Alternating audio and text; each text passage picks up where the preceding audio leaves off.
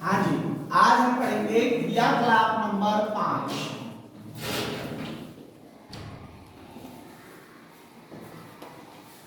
क्रियाकलाप नंबर 5 और इस क्रियाकलाप नंबर 5 में हमसे कह रहे हैं कि आपको फेरस सल्फेट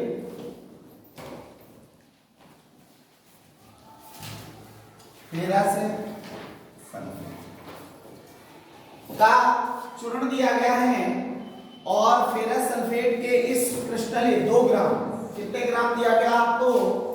2 ग्राम। 2 ग्राम फेरस सल्फेट आपको दिया गया है और कह रहे हैं कि इसका रंग किस प्रकार होगा।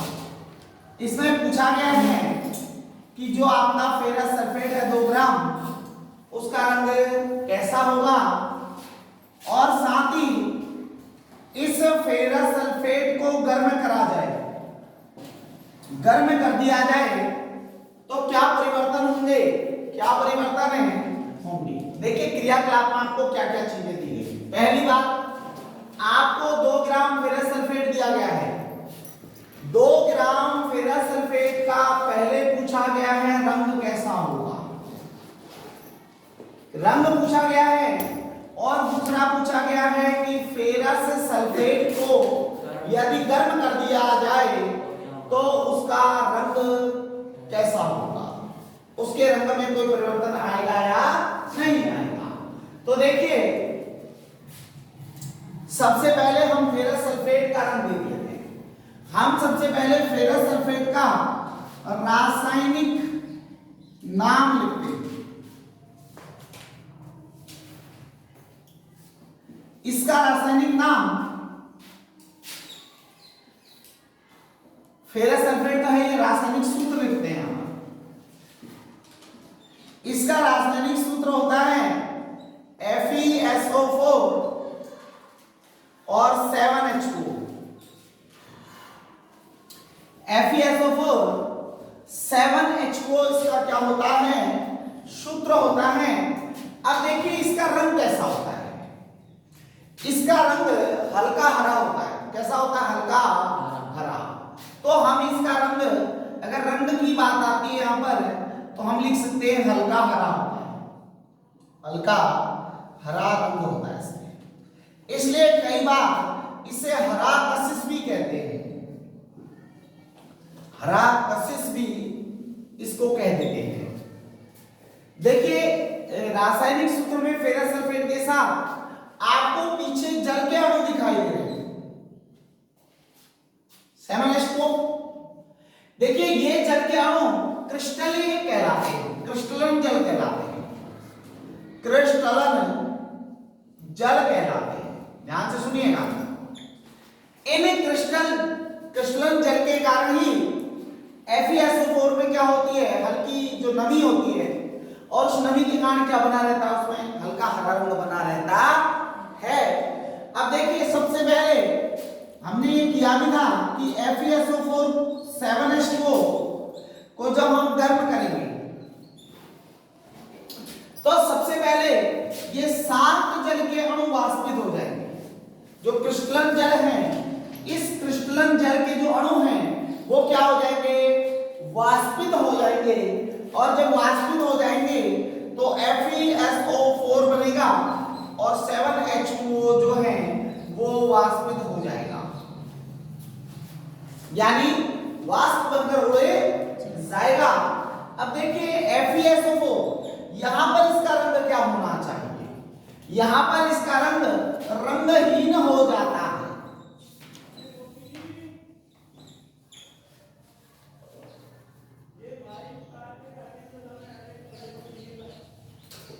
इसका रंग कैसा हो जाता है, रंगहीन हो जाता है। अब जब रंगहीन हो जाता है तो देखिए FeSO4 को हम दोबारा से गर्म करते हैं। जब हम इसको दोबारा गर्म करते हैं तो दोबारा गर्म करने पर मैंने आपको बताया था, ये देखो वायुमंडल की उपस्थिति में गर्म हो रहा है। किसकी उपस्थिति में हो रहा है? वायुमंडल की उपस्थिति में। तो मैंने आपको बताया है कि वायुमंडल की उपस्थिति में Fe+2 जो है, Fe+2 किसमें कन्वर्ट हो जाता है? Fe+ से 3 में। इस बात को ध्यान दीजिएगा, Fe+2 Fe+3 में परिवर्तित हो जाता है कब? वायुमंडल में जब ऑक्सीजन से क्रिया करता है। तो देखिए जब इसको हम गर्म करेंगे तो आपको बताया गर्म करने पर FeSO4 यानी Fe यहाँ प्लस का 2 है और यहाँ पर माइनस का 2 है। तो देखिए ये किस में कन्वर्ट हो जाएगा? Fe+3 में। तो यहाँ बन जाएगा Fe2O3। समझ में आ गया? देखिए जब Fe वायुमंडल की ऑक्सीजन से क्रिया करेगा तो किसमें कन्वर्ट हो गया? Fe+3। अब Fe+3 में तो ये कन्वर्ट हो गया और ऑक्सीजन माइनस का कितना हो गया? 2। क्रॉस मल्टीप्लिकेशन करेंगे तो क्या बनेगा? Fe2O3। यस या नो? अब देखिए Fe पर 2 लग गए तो हमें यहाँ पे कितना करना पड़ेगा? 2। जब 2 करेंगे तो यहां से देखिए 2 गैस पासिंग आउट होगी, एक SO2 गैस और दूसरी SO3 गैस। ये दोनों साइड गैसें यहां से क्या हो जाएंगी? निकलेंगी। किसके साथ? Fe2O3 के साथ। ये सॉलिड होगा और जब Fe2O आपको प्राप्त होगा समय SO2 और SO3 दो साइड गैसें आपको प्राप्त हो जाएंगी। तो आपके पूरे प्रोसेस क्रियाकलाप में ये पूछा गया था, पहले इसका रंग पूछा गया, फेरस सल्फेट का तो आप बता सकते हैं, यहाँ पर फेरस सल्फेट है, उसका रासायनिक फॉर्मूला ये है, उसका रंग हल्का हरा होता है जिसे हरा कशिश कहते हैं। उसके बाद जब हम इसे गर्म करेंगे तो पहले तो क्रिस्टल जल के अणु क्या हो जाएंगे? निष्कासित हो जाएंगे। उसके बाद FeSO4 तो Fe2O3 बनेगा, SO2 बनेगा और SO3 बनेगा। कंप्लीट हुआ? यस या नो? तो हमारा ये क्रियाकलाप नंबर 5 कंप्लीट हुआ। अब क्रियाकलाप नंबर 6।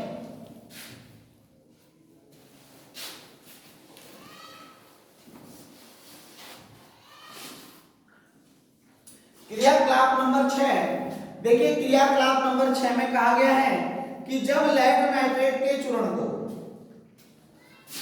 क्रियाकलाप नंबर 6 में क्या कहा गया है? जब लेड नाइट्रेट के चूर्ण को, ये लेड नाइट्रेट होता है, ये लेड नाइट्रेट का पाउडर है साहब। क्या है? लेड नाइट्रेट का पाउडर। और लेड नाइट्रेट का जो पाउडर है, अगर हम इसको क्या करेंगे? गर्म करेंगे। क्या करेंगे? गर्म करेंगे। क्या करेंगे? गर्म करेंगे। ठीक है ना? जब हम इसे गर्म करेंगे तो लेड नाइट्रेट को गर्म करने पर मैंने आपको बताया था यहाँ पर क्या दिख रहा है आपको? NO3। क्या दिख रहा है? तो NO3 किसमें कन्वर्ट हो जाएगा? NO2 में। बताया था ना? अगर इधर CO3 है तो किसमें कन्वर्ट हो जाएगा? CO2 में। और अगर यहाँ NO3 है तो किसमें कन्वर्ट हो जाएगा? ऐसा कब होता है? जब हम उसका ताप पे वियोजन करते हैं। क्या करते हैं? ताप पे वियोजन। अब एक बात बताओ, जब यहाँ NO2 हो गया तो आपको पता है यहाँ पर एक O बचा तो क्या बन गया? PbO। यहाँ पर दो मत देखो, एक बार इस दो को मत देखिए, बस आप ये देखिए PbNO3। NO3 से NO2 निकल गया तो एक ऑक्सीजन में चित्र भी हो गया। अब संतुलित करो जरा, यहाँ NO3 के कितने साहब? 6। O के 6। O के कितने हैं? 6 है ना? तो देखिए O के 6 कब होंगे? जब हम यहाँ पर 2 कर दे और यहाँ पर भी कितने कर दे? तो 6 होंगे ना? देखिए संतुलित करो, 2 दूनी 4 और 2 3 दूनी 6। 6 हो गए। 6 हो गए, हमने ऐसा किया। अब नाइट्रोजन के भी तो 2 थे, इसका हमने यहाँ 2 लगा दिए। अब संतुलित और करेंगे। अब Pb पर कितने हो गए? 2, तो यहाँ पर 2 कर देंगे। Pb पर 2 करते ही अपने, अब देखो यहाँ पर नाइट्रोजन कितने हो गए? 2 एकम 2, अंदर वाले गुणा करो, 2 का गुणा इनसे होगा तो 2 नाइट्रोजन और 2 दूनी 4, तो कितने हो गए यहाँ नाइट्रोजन के? 4 हो गए जी। अब ऑक्सीजन संतुलित करेंगे, 3 दूनी और 6 दूनी 12 होगा ना? तो इसका मतलब यहाँ कितना हुआ? 8 और 2 10। एक ऑक्सीजन अणु और निकल रहा है, यानी एक ऑक्सीजन का अणु और निकल रहा है। तो यानी कि हमारे यहाँ क्या क्या निकलेगा? 2 तो गैसेस निकल जाएंगी, यस या नो? और एक क्या बचेगा? PbO। कंप्लीट हुआ? तो हम ये लिखेंगे कि जब लेड नाइट्रेट का वियोजन किया जाता है, तापीय वियोजन करने पर हमें क्या प्राप्त होगा? एक भूरे रंग की गैस परत नली से निष्कासित होती हुई दिखाई देगी। हाँ, यहाँ पर एक क्वेश्चन भी पूछा जाता है कि जब लेड नाइट्रेट को गर्म किया जाता है, लेड नाइट्रेट को गर्म है तो कैसे रंग की गैस बाहर निकलती है? हाँ जी, तो कैसे रंग की गैस जो बाहर निकलती है वो कैसा रंग होता है? भूरे रंग। और वो भूरा रंग किसकी वजह से होता है? एनोड की वजह से। किसकी वजह से? एनोड की वजह से। तो अपने को इतनी बात समझ आ गई होगी क्रियाकलाप नंबर 6 में यही बात हमसे पूछी गई है। क्रियाकलाप 6 में हमसे यही पूछा गया है। ठीक है, अब ये देखो, ये कह रहा है कि आपने कोई परिवर्तन देखा, तो जी परिवर्तन तो देखा। परिवर्तन क्या देखा कि भाई एक भूरे रंग की गैस क्या हो रही है? बाहर निकल रही है। क्या हो रही है? बाहर निकल रही है। कंप्लीट हुआ ना? अब देखो, तो इतना क्रियाकलाप नंबर 6 के लिए हो गया। ठीक है ना? अब क्रियाकलाप नंबर 6 में हो गया। अब क्रियाकलाप नंबर 7 पढ़ेंगे। क्रियाकलाप नंबर क्या पढ़ेंगे? 7। अब देखिए क्रियाकलाप नंबर जो 7 है बड़ा इंपॉर्टेंट है। ठीक है ना? वो बड़ा ही इंपॉर्टेंट है। क्यों है? देखिए उसका इंपॉर्टेंट होने का रीजन ये है कि वह विद्युत अपघटन से संबंधित है। अभी तक हम ताप्य अपघटन पढ़ रहे थे। कौन से अपघटन पढ़ रहे थे? ताप्य अपघटन। अब हम क्रियाकलाप नंबर 7 में पढ़ेंगे विद्युत अपघटनीय वियोजन। विद्युत अपघटनीय वियोजन। अब विद्युत अपघटनीय वियोजन क्या होते हैं? ध्यान से सुनिएगा। देखिए यहां पर आपको एक क्वेश्चन पूछा जाएगा कि भाई एक आपने बीकर लिया,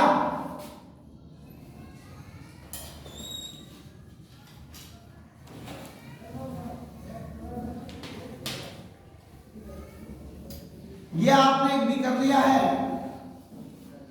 और इस बीकर में आपने 2 इलेक्ट्रोड लगा दिए।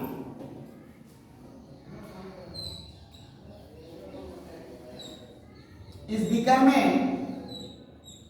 आपने 2 इलेक्ट्रोड लगा दिए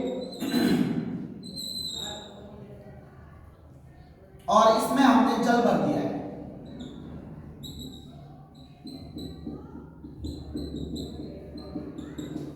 इसमें हमने क्या भर दिया? ठीक है, चाहे आप इलेक्ट्रोड छोटे भी कर सकते हो, जरूरी नहीं है बाहर निकालने, क्योंकि हमने ऊपर से कनेक्शन किया नहीं, हम तो नीचे से किया है, तो हम इसको छोटे भी कर सकते हैं। ठीक है ना? ऐसे भी कर सकते हैं, फिर छोटे छोटे।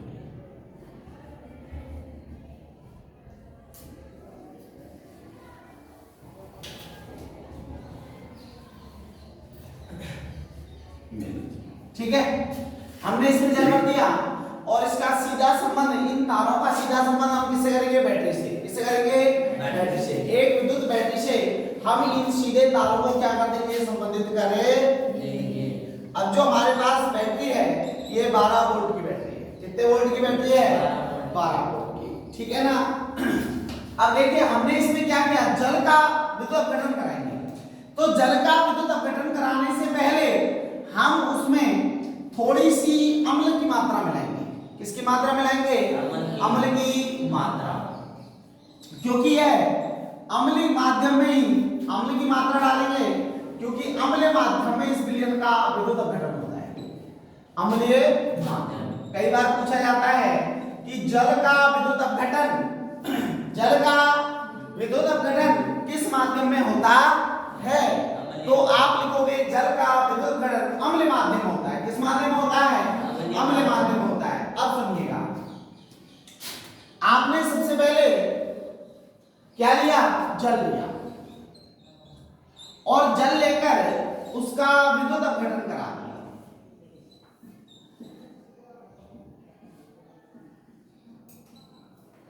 आपने उसका क्या करा दिया? विद्युत अपघटन। अब जब विद्युत अपघटन करा दिया, किस माध्यम में कराया आपने? अम्लीय माध्यम। कैसे माध्यम में कराया आपने? अम्लीय माध्यम में।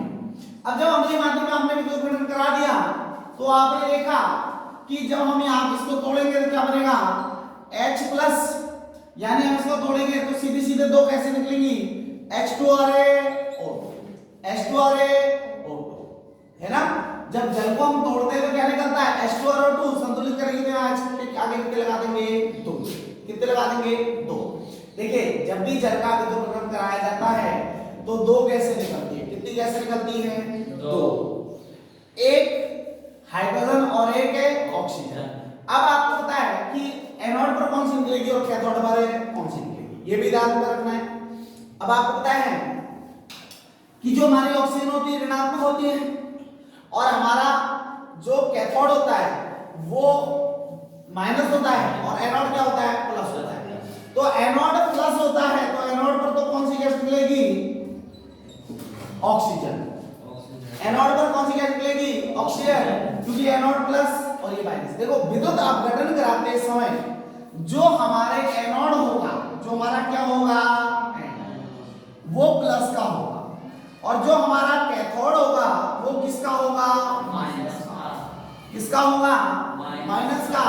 तो यहाँ पर हमारा आ जाएगा कैथोड। क्या आ जाएगा साहब?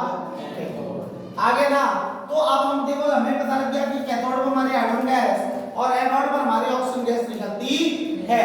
अब आपसे पूछा जाएगा कि इन्हें जो जब भी हम क्या करते हैं, जल का विद्युत कराते हैं, जल का क्या कराते हैं? विद्युत अपघटन कराते हैं, तो उस दौरान जल का विद्युत अपघटन कराने पर कौन सी गैस दोगुनी मात्रा में निकलती है? तो आप लिखोगे कि जब जल का विद्युत अपघटन कराया जाता है तो हाइड्रोजन कैसी मात्रा में प्राप्त होती है आपको? दोगुनी मात्रा में। कैसी मात्रा में? दोगुनी मात्रा में प्राप्त होती है। तो दोगुनी मात्रा में कौन सी गैस प्राप्त होती है आपको? Hydrogen gas. कौन सी गैस? Hydrogen gas. इतनी बात समझ में आ गई? कौन सी गैस प्राप्त होती है? Hydrogen gas. तो आपको यही बात पूछी गई थी, ठीक है ना। अब देखो आपसे पूछेगा कि यहाँ पर आपका अगर कोई विलेन है तो विलेन के अंदर एक गैस बाहर की तरफ बुलबुले बनाते हुए आ रही है, ठीक है ना। तो बुलबुले बनाते हुए आ रही है,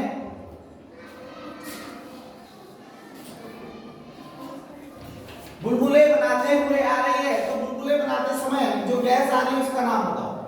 तो देखो बुलबुले में हाइड्रोजन भी होती है, ऑक्सीजन भी हो सकती है, लेकिन अधिकांश जो गैसें हमारी बाहर की ओर आती हैं, है ना, बुलबुले के रूप में, वह ऑक्सीजन ही होती है। कौन सी होती है? ऑक्सीजन। कौन सी होती है? ऑक्सीजन। यस या नो? अब देखिए क्रियाकलाप नंबर कौन सा चलेंगे? 8 पर।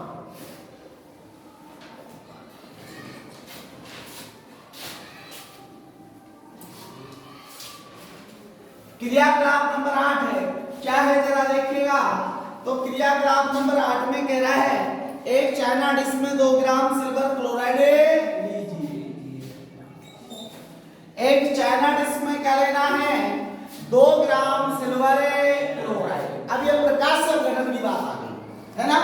मैंने आपसे कहा था अगर सिल्वर क्लोराइड या सिल्वर ब्रोमाइड की बात आ जाए, है ना, तो वहां पर सीधी सी बात है, हम सूर्य के प्रकाश यानी कि किसकी बात करते हैं? प्रकाश से अपघटन की बात करते हैं, क्योंकि हमने ताप भी पढ़ लिया, विद्युत अपघटन भी पढ़ लिया। अब हम कौन सा पढ़ेंगे?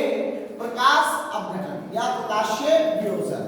तो देखिए 2 ग्राम हमने क्या लिया? सिल्वर क्लोराइड लिया।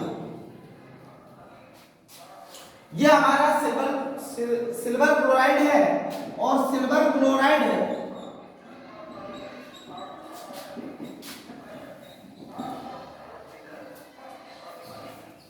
ये सिल्वर क्लोराइड जो है, अब देखो हम इसको क्या करेंगे? सूर्य के प्रकाश में रखेंगे। क्या रखेंगे? सूर्य के प्रकाश में। और ये श्वेत रंग का होता है। सबसे पूछे पहले आपसे पूछेगा कि इसका रंग कैसा होता है, तो आप कहोगे जी इसका रंग जो होता है वो श्वेत होता है। कैसा होता है? श्वेत रंग होता है। तो ये बात ध्यान लीजिएगा, जो AgCl है यह श्वेत रंग का होता है। अगर ये कभी उत्पाद में निकलता है तो यह अवच्छेद होता है। क्या होता है? कि अवच्छेद, ठीक है ना। अगर उत्पाद में कभी भी AgCl दिखे तो समझ जाना क्या है? अवच्छेद है, क्योंकि AgCl का अवच्छेद होता है, ठीक है ना। और यह श्वेत रंग का होता है। कैसे रंग का होता है? श्वेत रंग का। और जब AgCl जो है इसको सूर्य के प्रकाश में रखा जाता है। किसमें रखा जाता है? सूर्य के प्रकाश में। तो जब सूर्य के प्रकाश में रखा जाएगा तो यहाँ पर क्या बन जाएगा? ये विघटित हो जाएगा। Ag प्लस किसमें टूट जाएगा? Cl, क्योंकि Cl तो आपको पता गैस है, और गैसें कैसी होती है? द्विप्रमाणिक होती है। गैसें कैसी होती हैं? द्विप्रमाणिक। इसलिए 2 लगाएंगे। यस या नो? अब देखिए तो Ag आ गया, 2 आ गया, तो यहाँ पर भी 2 और यहाँ पर भी 2 कंप्लीट। तो कई बार आपसे पूछता है कि जो AgCl होता है इसको सूर्य के प्रकाश में रखने में इसका रंग तो श्वेत होता है, लेकिन जब हम इसे सूर्य के प्रकाश में रखते हैं तो इसका रंग कैसा हो जाता है, तो हम लिखते हैं धूसर रंग हो जाता है। कैसा रंग हो जाता है? धूसर। अब देखो AgCl का रंग सूर्य के प्रकाश में कैसा हो जाता है? धूसर हो जाता है। कैसा हो जाता है? धूसर। अब आपको सर धूसर रंग कैसा होता है, तो आपने पेंसिल की नोक देखी होगी या आपने हाथी को देखा होगा, हाथी एलिफेंट, जो हाथी का रंग है या हमारे पेंसिल का रंग है वो धूसर रंग है। कैसा रंग है? धूसर। पेंसिल के नीचे जो ग्रेफाइट लगी होती है उसका रंग कैसा होता है? धूसर होता है। इसलिए हम कहते हैं कि जब सिल्वर क्लोराइड को सूर्य के प्रकाश में रखा जाता है तो वह धूसर रंग का हो जाता है, अर्थात उसका प्रकाश वियोजन होने पर हमें सिल्वर प्राप्त होती है और क्लोरीन गैस वहां से क्या हो जाती है? पास आउट हो जाती है। तो ये क्रियाकलाप नंबर क्या है हमारा? 8 है। क्रियाकलाप नंबर क्या हमारा? 8 है। कंप्लीट हुआ। इसके बाद अगला चलते हैं क्रियाकलाप। हमारा एक छोटा सा क्रियाकलाप है कि एक प्रणाली में लगभग 2 ग्राम बेरियम हाइड्रोक्साइड 1 ग्राम अमोनियम क्लोराइड डालिए। देखिए अगला हमारा 9वां मान लो या एक छोटी सी एक क्रियाकलाप दिया गया हमारे बुक में। एक क्रियाकलाप उसमें ये पूछा गया है कि यदि हम किसी बीकर में 2 ग्राम क्या ले लेते हैं?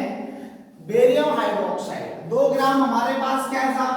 Barium hydroxide. बेरियम हाइड्रोक्साइड हमारे पास 2 ग्राम है और 1 ग्राम हमारे पास अमोनियम क्लोराइड है सर। अमोनियम क्लोराइड,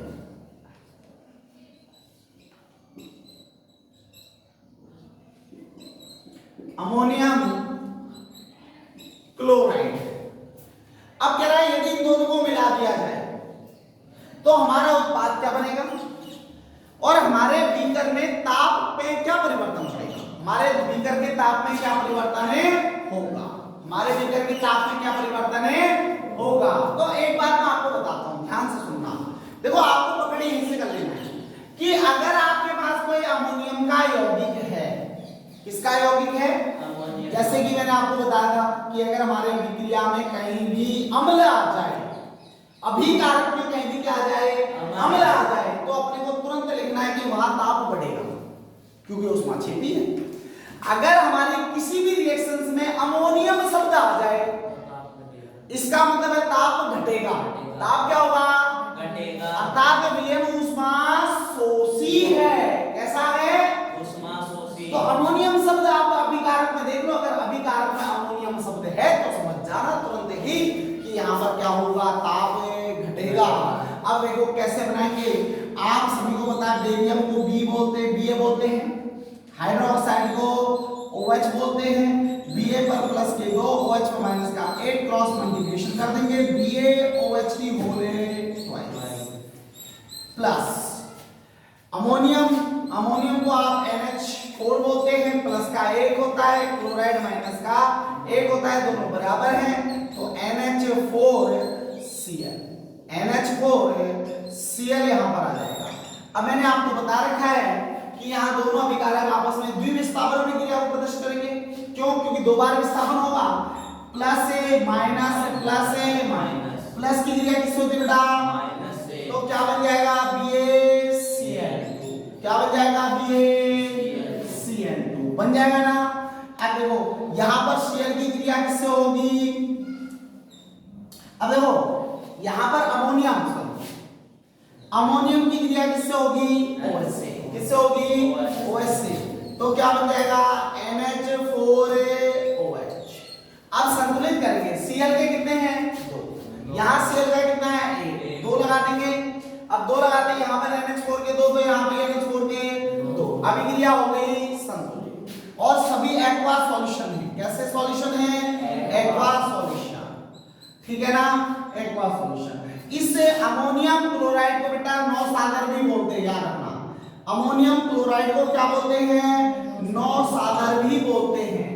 9 सागर का कई बार सूत्र पूछ ले तो अमोनियम क्लोराइड। अब पूछेगा बीकर के ताप में परिवर्तन क्या है, तो आप लिखोगे बीकर के ताप में कमी होती है। क्या होती है? ताप में कमी होती है। बीकर के ताप में क्या आएगी? कमी आ जाएगी। आपसे बस इतना ही पूछा गया है, ठीक है ना। तो क्रियाकलाप में आपसे यही पूछा गया है, यही पूछा गया है, ठीक है जी।